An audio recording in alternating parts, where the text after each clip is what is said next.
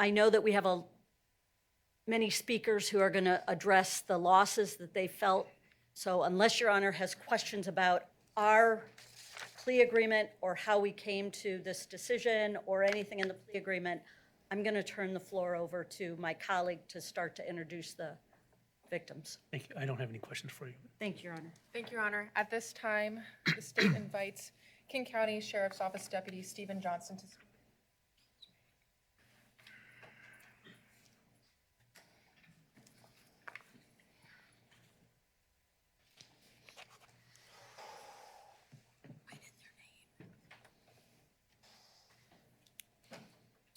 I want to say thank you to the court for allowing me to speak.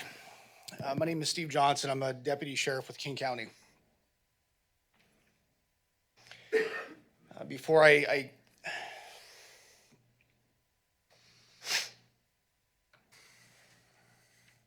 share my thoughts, I just want to comment that I'm grateful these beautiful pictures are up here.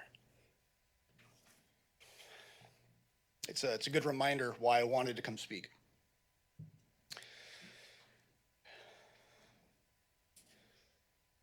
I've been thinking well over a year on what I would share if given the chance to speak today, so I'm grateful for that. I've been a law enforcement officer in the state for over 25 years, most of it with King County Sheriff. And I will say fortunately,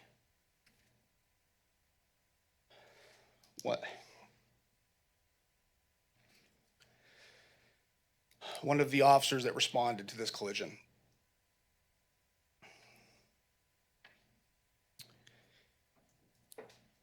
There aren't words to describe what that was like.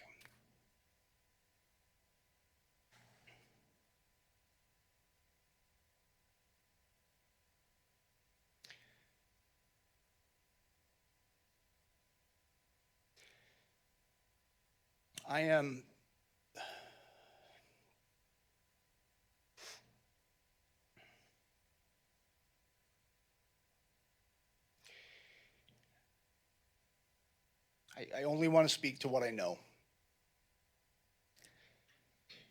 One of my roles at my agency is I am one of the peer supporters for my department.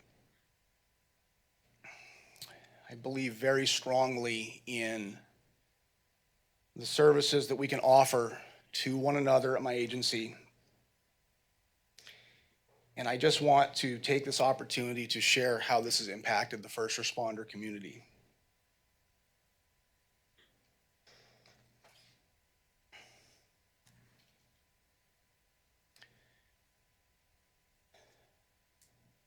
First responders come to this career for various reasons. Some come to help, some come to serve, but I believe there are common traits that run throughout. And I believe there are many of us that are drawn to this because we are meant to be strong and tough,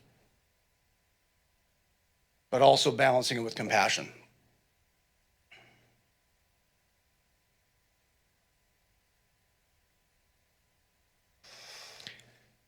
Since this collision, I have had officers who work in our area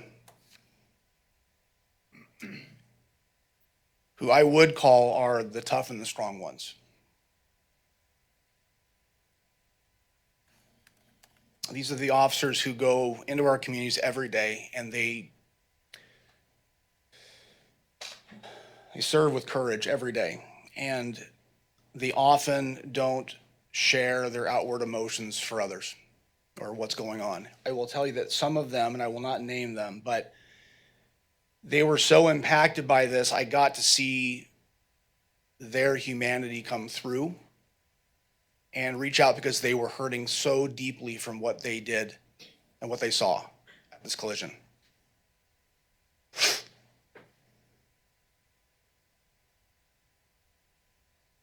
I was asked by many coworkers and friends and even some of my family what I would say today. And I'll be honest, right now I'm actually struggling with words.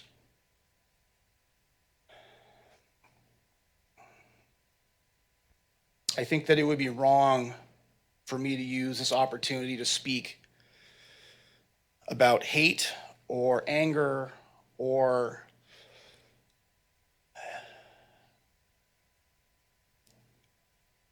I think that this is best if I speak about a message of forgiveness. The families have demonstrated grace in a way that I have not seen ever. It was moving, to put it lightly.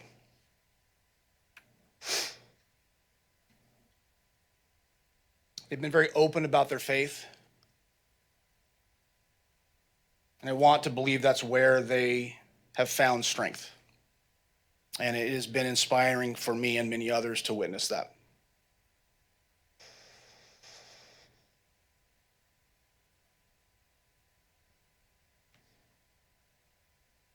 I know, and they have demonstrated this, that there is a God in heaven that forgives, and I hope that someday Chase Jones can also have that forgiveness. I don't know what it's like to lose a child.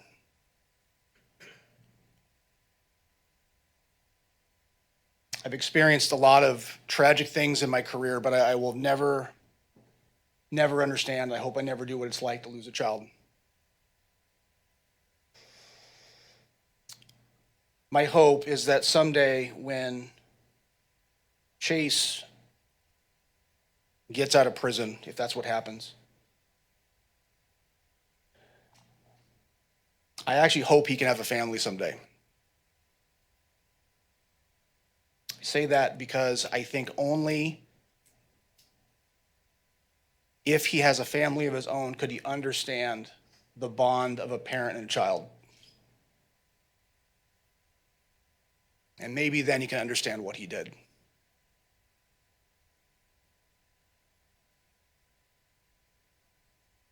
I appreciate your time. Thank you. Thank you very much. And now, Your Honor, we'll hear from Olivia Brown, sister of Boyd Buster Brown.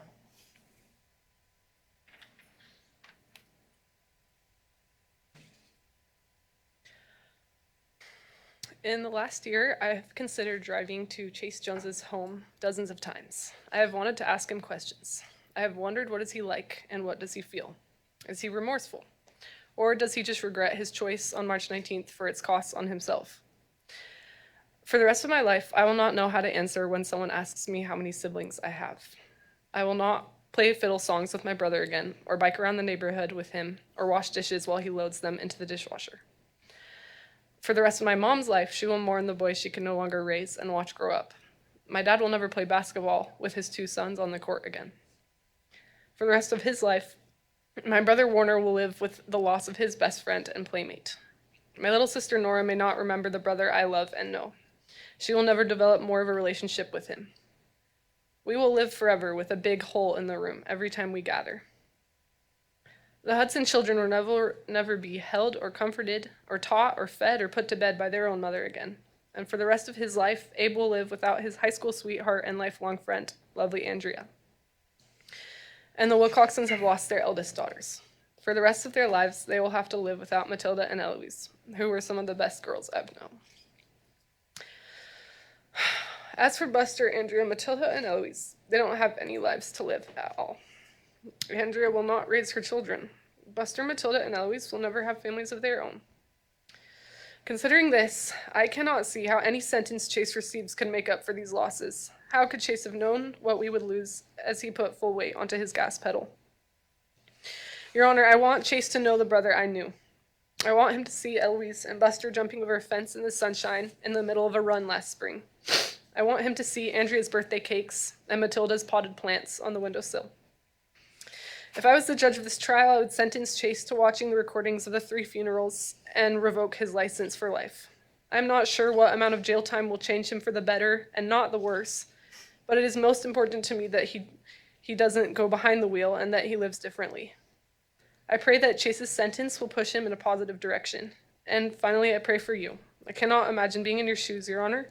I cannot imagine a more difficult trial or complicated circumstances, but in the end, I pray that you will be guided to the most merciful and just sentence, even if that pushes what is traditionally accepted in American courts.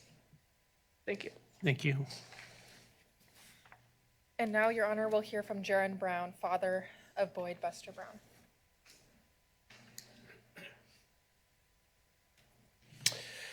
Thank you, Your Honor. I'm Jaron Brown. I'm Buster's dad. I appreciate the opportunity to address the court and provide a glimpse of the impacts that the events of March 19th had on our family and my friends and myself.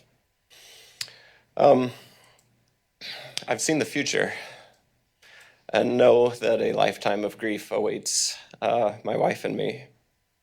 I lost my own father when I was a baby, and I grew up hearing stories about my dad from my grandmother, his mom. To her dying day, 40 years after the plane crash that killed her son, she would get teary and weepy recounting stories of her son. And that's the future that my wife and I have in store for ourselves. To our dying day, we will carry that grief and pain. I don't think I'm stretching the truth too much to say that by nature I am and always have been a pretty cheerful and optimistic person. The events on March 19th, 2024 have introduced a new word into my regular life, and that's hate. I hate Tuesdays. The crash happened on a Tuesday. I hate the 19th of every month, regardless of what day of the week it is. I hate the entire year, 2025, for being the year that Buster never saw.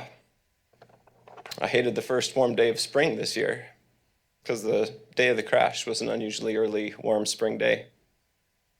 I hate seeing other drivers weaving through traffic, especially if they're driving an Audi. I hate driving through the intersection of 192nd and 140th, which I do almost every day, and looking at the exact spot where Buster, Matilda, Eloise, and Andrea had their lives taken. I hate that my two closest friends of the past 10 plus years have had their families shattered and have had walk the same difficult path with me. I hate that my now 4-year-old will never have more than just a small handful of memories with her brother. I hate not being able to promise a worried 11-year-old that I'll come back when I leave the house, because I can't make that promise. I hate that my older son lost his best friend in the whole world. And I hate that next fall, when my oldest daughter, who just spoke, leaves for college, that her departure won't be the last day that our family spends together under one roof. I absolutely hate coming home from work and finding my wife alone in a bedroom,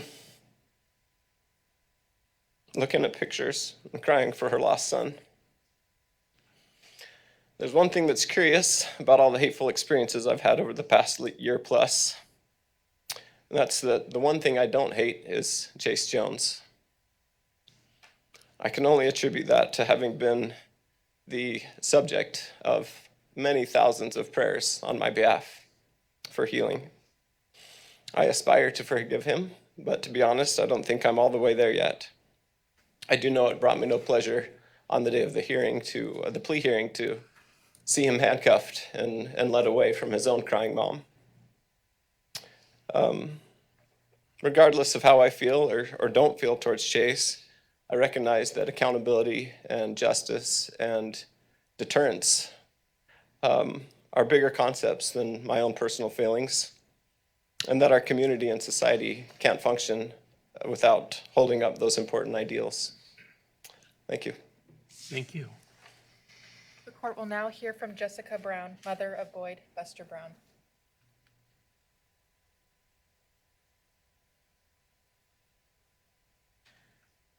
Your Honor, can't say I'm grateful to be here, but I am grateful for the opportunity to have a voice in this court today on behalf of my son and my dear friend Andrea and my two adopted nieces, Eloise and Matilda. The actions of Chase Daniel Jones have greatly impacted mine and my family's life. I feel like I lost not only Buster, but myself that day. I used to be a reliable, active participant who showed up with a willing heart and cheery disposition in my various communities that I was a part of.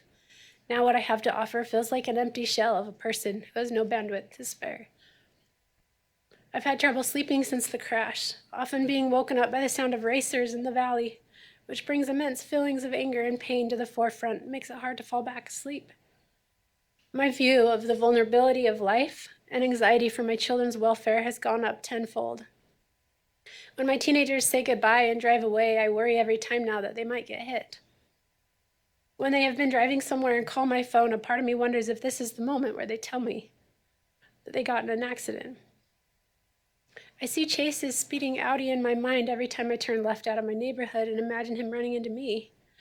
For a long time, every time I heard sirens, the horrific crash scene would pop up in my mind as if someone had turned on a projector in my head that I can't switch off.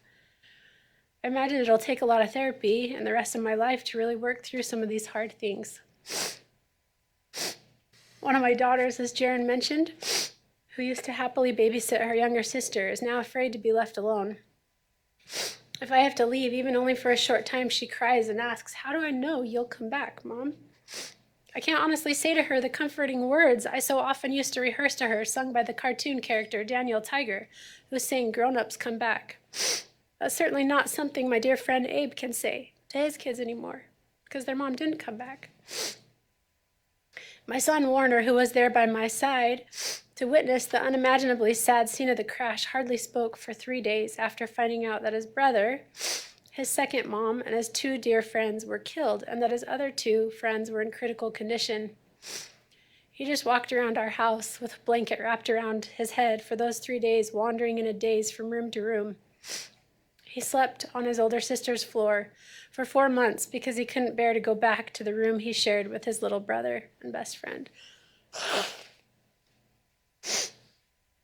I've watched my oldest daughter struggle with feelings of sorrow and isolation as she goes through her senior year, a year that's typically supposed to be fun. I have often heard her in her bedroom crying at night in the dark when she should be sleeping peacefully. Even my 4-year-old, who was only 3 at the time, gets sad and will ask me from time to time questions like she asked last night when I was tucking her in, "Mom, did God want Buster to die?" That show me, even though she's little, the impact on her is still profound. No 4-year-old should have to ask these hard questions. The weeks and months that followed the crash, I watched my cheerful, adventurous, and fun-loving husband turn down opportunities to engage in the hobbies he used to love. He became more lethargic, apathetic, and down than I've ever seen him. He even got sick for about 6 weeks with pneumonia. He was sicker than I've ever seen him in his life, and I believe it was due to his stress and grief. Your Honor, these descriptions are just a window into the impact on me and my family, but don't even speak to the impact of a future without Buster. The future where he would be getting a license, going on a first date, serving a mission, getting married, and one day becoming a father, which he was so excited to do one day. Nor do they speak to the impact the crash has had on the Hudsons and Wilcoxon family. Your Honor, I don't envy your position. I don't know what the right thing is to do. I've grappled with it. I've rewritten this about 10 times. But knowing that prisons don't have a great track record of changing people for the better, rather than advocate for an extended period of jail time, I'd like to advocate for 2 things. First, that part of Chase's sentence is watching the funeral videos of all 4 of the beautiful people his speeding killed that day. And second, I don't even know if this is possible, but that his license be permanently revoked. May the grace of God be with you as you make this decision, and also the grace of God be with Chase as he's held accountable to the consequences of this sad tragedy. Thank you. Thank you. Your Honor, we'll now hear from Chase Wilcoxon, father of Matilda and Eloise Wilcoxon.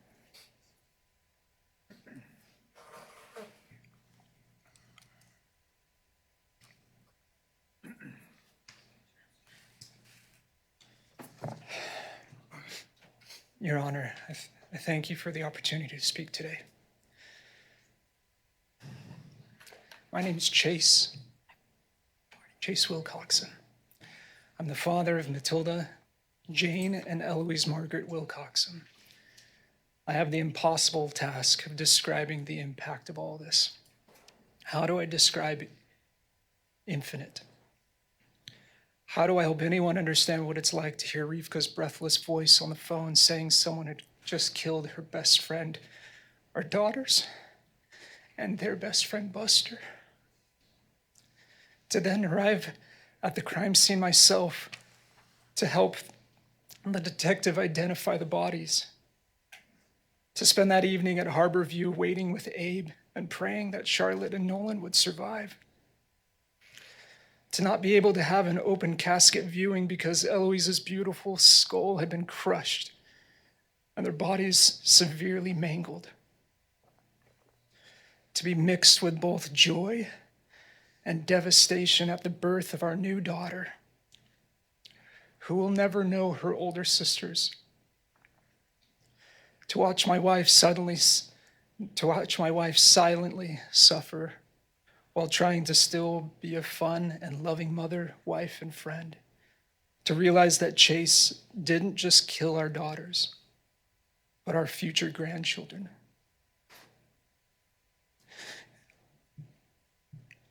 And their children, and so on. To wake up every day realizing that the nightmare is real. And all of this is only the impact on us. What about the lives that each of the dead should be having right now? Matilda and Eloise should have decades of their life left to live and experiences to have. A first kiss, falling in love, getting married, raising children. Thousands of people they could have befriended, loved, and influenced for good, as they often did. He will never know what it's like to look into Matilda's giant, deep hazel eyes, or be inspired by Eloise's daringness despite her natural anxieties. He'll never understand what important leaders they were in our family, how lovingly they cared for their special needs brother. He has no idea what it's like to hold his own child tightly and feel their heart beating in their chest. How could he? How do I describe infinite impact? It's impossible. Chase Jones has destroyed our lives. This was no accident. This was no dumb mistake. 112 miles per hour, no braking, no swerving.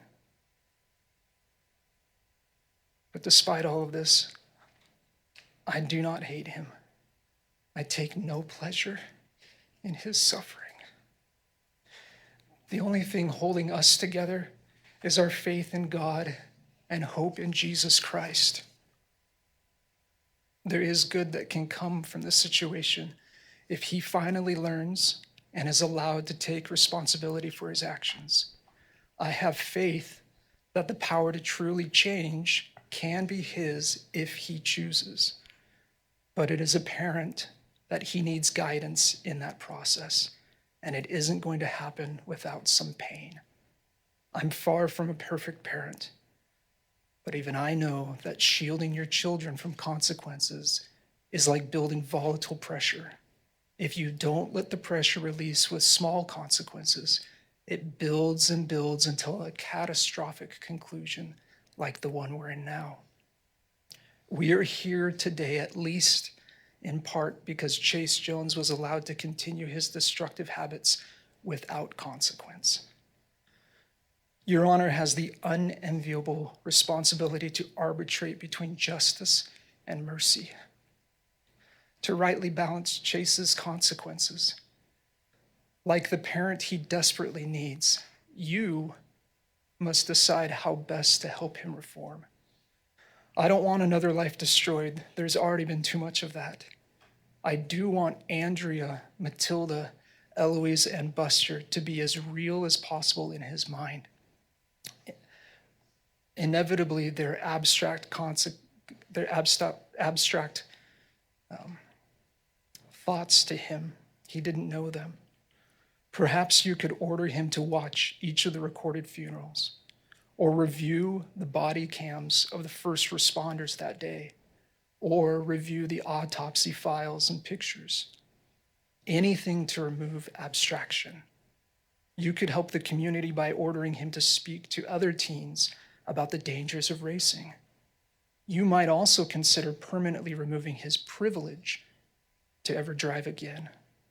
I want consequences for Chase, not because of hate or vengeance, but because those consequences are necessary for his change. These consequences should be designed to help this process and to send a message to the community that we do not tolerate this sort of disregard and disrespect to human life. Thank you. Thank you. And now the court will hear from Rivka Wilcoxon, mother of Matilda and Eloise Wilcoxon.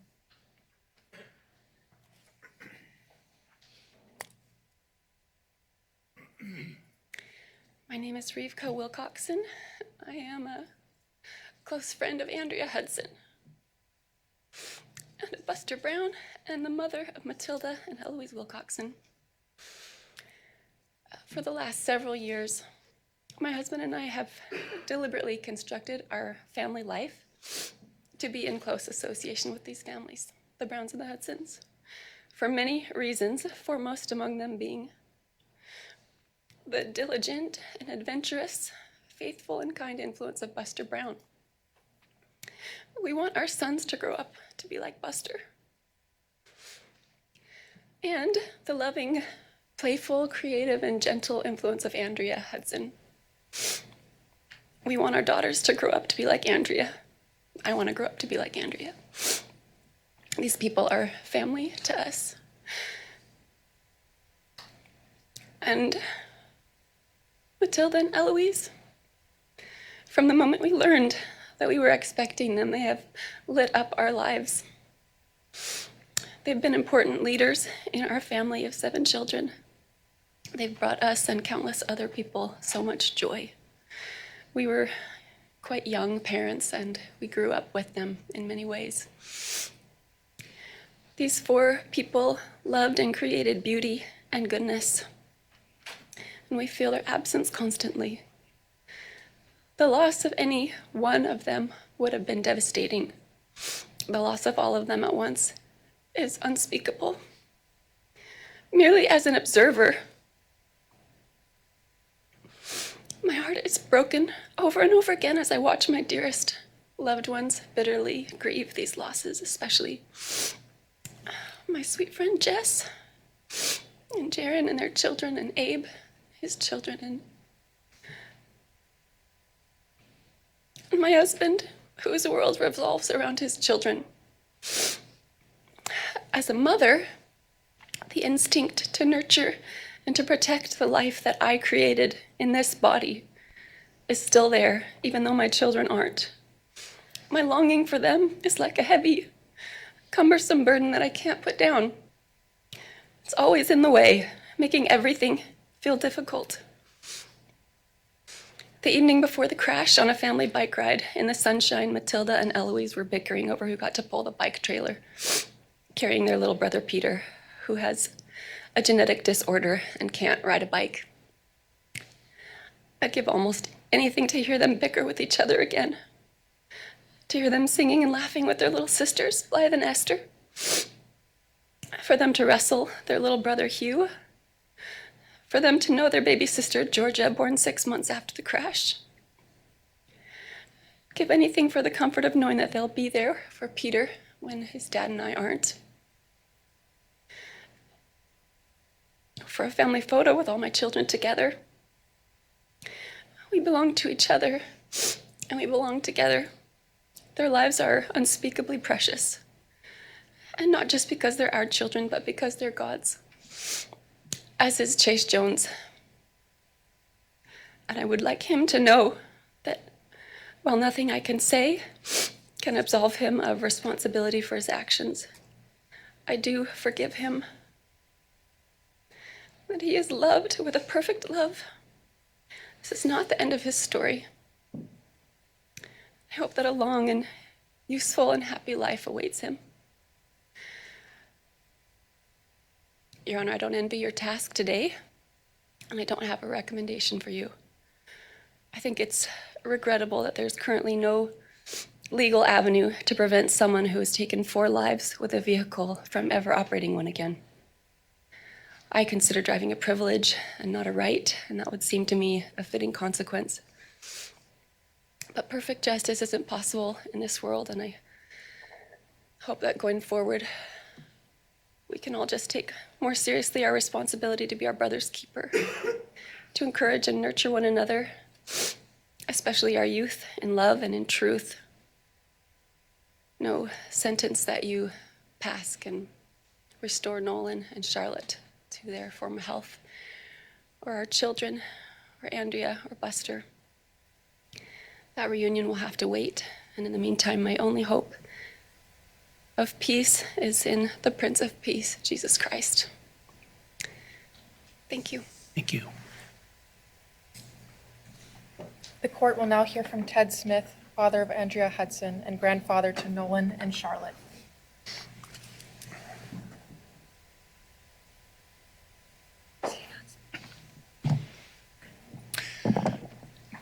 Your Honor, I'm Ted Smith, the father of the deceased driver of the van, Andrea Hudson, and grandfather of the surviving passengers, Nolan and Charlotte Hudson. In a bit, you're going to all see wonderful videos of the four deceased.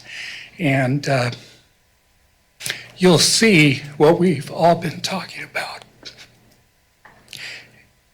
Andrea was happy and loving. She was an educated young mother and wife with a calm, confident smile that touched everyone. And she had a contagious laugh that you'll hear. She was deeply loved by many, family, big families, as you can see, and friends. As always, she was helping children and friends in that devastating moment of the crash. Her loss is incalculable to all of us. Now, we've all just celebrated Easter, and as you may know, all of the victims and their families share a Christ-centered faith, believing in the resurrection, that we can all live again, and in the importance of forgiving others. Now, turning to the sentence of Mr. Jones, while in my heart I want to fully forgive him, he violated critical laws designed to prevent the kind of horrific tragedy that he caused. For his personal thrills, he senselessly and intentionally drove like a missile through a busy neighborhood. My greatest concern is the future safety of our communities from Mr. Jones and others like him. Although the prison sentence range felt short to me, I respect the plea agreement reached by these capable attorneys and by Mr. Jones himself. I recommend, within the terms of that agreement, that he receive a 23-year prison sentence, which I understand can be reduced to about 15 years with good behavior. I also recommend that he be restricted from operating any motor vehicle in the future unless it's been appropriately equipped with anti-speeding technology. Some have talked about suspending his license for life or whatever, and that's probably some part of it, but I understand from national statistics that 75% of people with suspended licenses still drive. They find a way to drive. Having this technology that we now have could be a wonderful way to make sure that he's never allowed to speed again the rest of his life. Thank you for your consideration, Your Honor. Thank you. And now the court will hear from Robin Smith, mother of Andrea Hudson and grandmother to Nolan and Charlotte.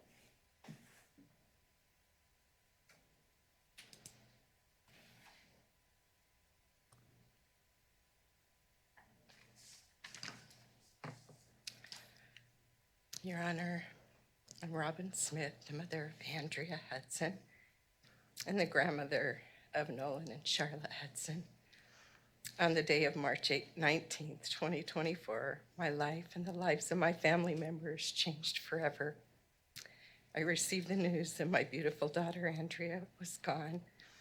I was also told at that time that Charlotte was gone, and the only survivor of the car crash was Nolan. That Buster and Eloise and Matilda were also gone. A couple hours later, we were informed that Charlotte was alive.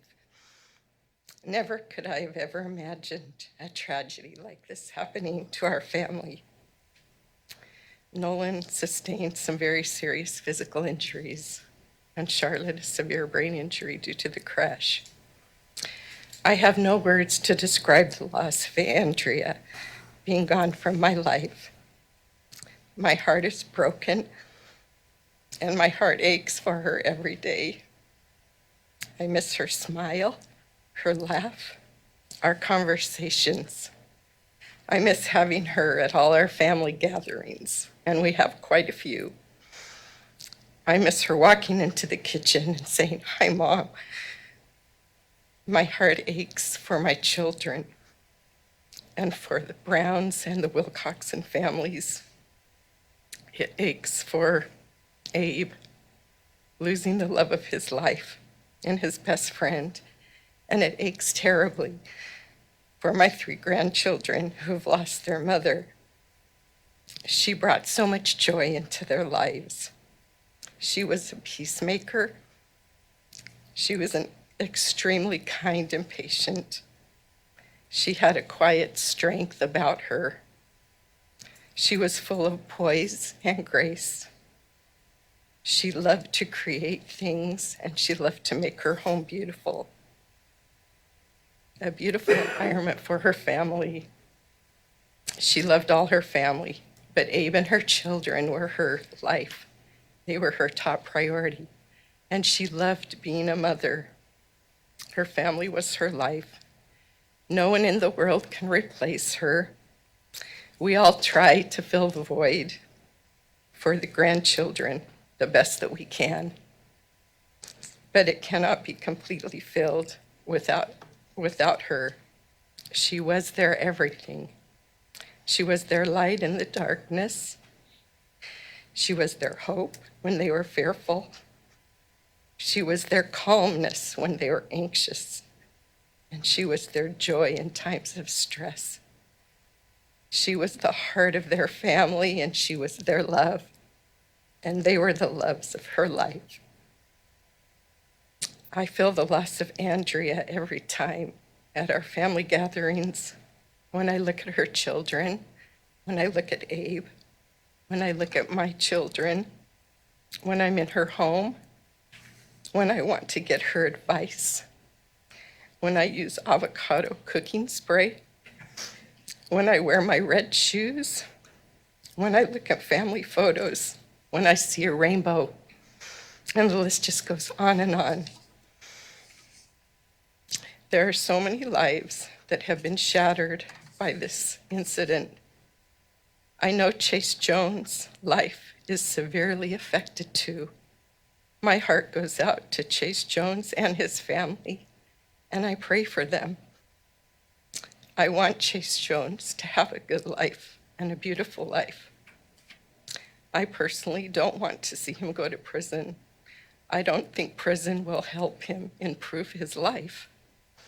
I wish there were some other way he could be held accountable for his actions. I know that we have to be held accountable for our actions, and I don't know what the answer is. I understand there has to be accountability, and I don't want to see this happen to another person or another family. I feel that if he maybe had been accountable in any of the earlier collisions. Maybe that would have helped him, and maybe it would have prevented this terrible tragedy. I want to tell Chase Jones that I forgive him. In no way does this make the life of my daughter, Andrea, or Buster, or Eloise, or Matilda insignificant. But it helps me to have peace in my heart. And I want to be able to help my family. And by forgiving, I feel like I can have this peace.